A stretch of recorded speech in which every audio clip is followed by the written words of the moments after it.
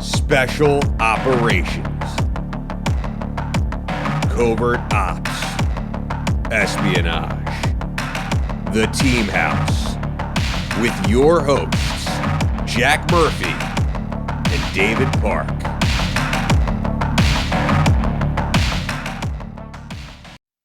On that note, you mentioned the presidential limo, the Beast. I was wondering, if you could tell us about the vehicle. I mean, does it have miniguns in the headlights? Like, what do we need to know about this? Like what the oil slicks come out of the back? Caltrops? What does it have? Spy Hunter. The section of the president's detail that deals with the limo in the Secret Service lingo is called TS, or the transportation section. Those are guys that deal with the limo. Those are the ones that drive it. Officially, I was not on TS, all right? I was never a TS guy. It's part of PPD. I should have sent you, Jack. I have so many photos. I meant to send you some pictures of the Beast on like a C-17, and I'm like sleeping right next to it. Because when we would get up in the air, the Air Force guys, we could just sleep whatever. So I would throw it on all the cat dudes.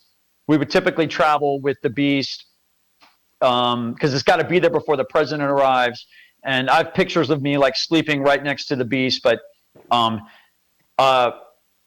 I don't want to get into. I know what some of the capabilities are. I'm not going to get into it on the podcast. Some are really highly classified that I don't even know about.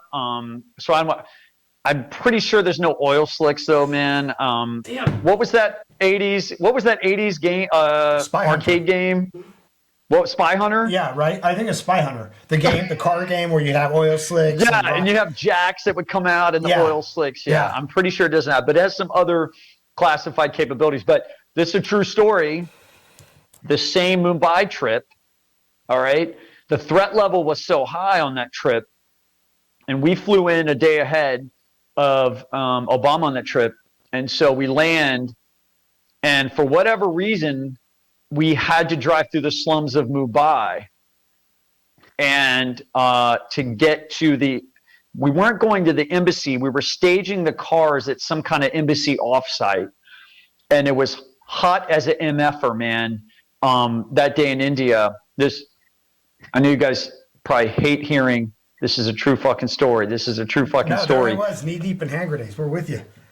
This was a brand new limo, all right, from Chevy.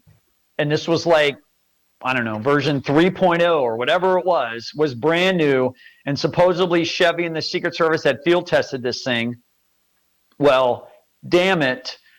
The thing overheated on this Indian road through the slums. It overheats, like steam is coming out of the engine, and the driver, and nobody's in it, right? Nobody's in it. We're driving like an empty motorcade to get to this storage facility, this embassy offsite, and the driver comes on. He's like, "Guys, I got to stop. This thing is like redlining. It's so hot."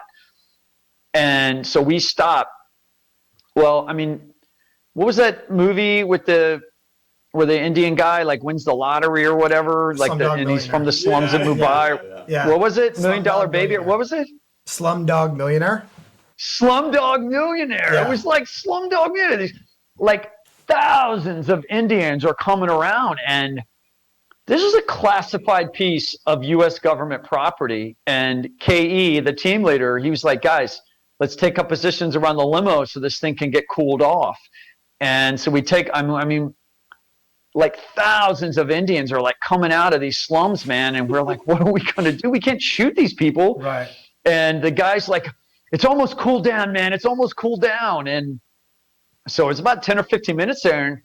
And we can't just start wasting Indian civilians because they want to touch this limousine. Right. But it ended up cooling down enough, and we were able to get to this offsite. And there's another story I can tell you guys sometime where the TS guy, the night before, or actually Obama had landed, and he tried to fill the thing up with gas from this Indian gas station and decided to put diesel in it. And it was not diesel. And he pumped probably 10 gallons of diesel. And this is crazy. The Secret Service has some of the world's best mechanics, believe it or not. And these guys are all GMC, Chevy trained, and they go on every single trip. And so I don't remember this guy's name from the TS section, but he pumps probably 20 gallons of diesel into this brand new presidential beast limo. And I remember turning to him. His first name started with W, and I was filling up the cat truck with unleaded, and I remember looking and I was like, "Hey, W, that's diesel, man."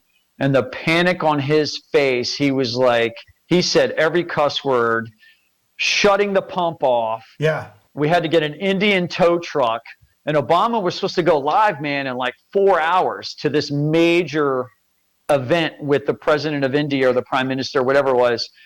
And so, these mechanics would rarely get called, but the look on these guys' faces when we had to, and I had to, it was a mess. And we ended up getting the limo back to this like garage in the embassy. And I hate to do another Tom Clancy movie, but remember that from, God, what is that? Is it Clear and Present Danger where they have the Green Beret team in Colombia? Yeah. Do you remember when they're hacking into the guy's computer and they give him the computer and he's like, yes, let me try birthdays.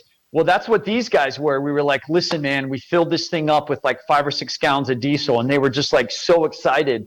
And so these mechanics, unbelievable.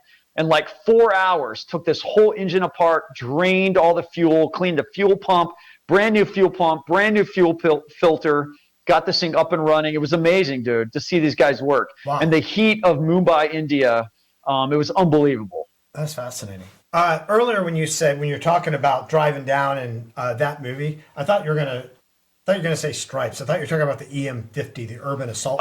When you're talking about the capabilities. No, but it's amazing because those guys probably have a fairly thankless job, the mechanics. And a lot of times they don't do anything. Yeah. It's like they travel and they hang out and they can't really drink. So they're just along for the ride and they just get to see the world and they just hang out. Unbelievable. Those guys were phenomenal that day.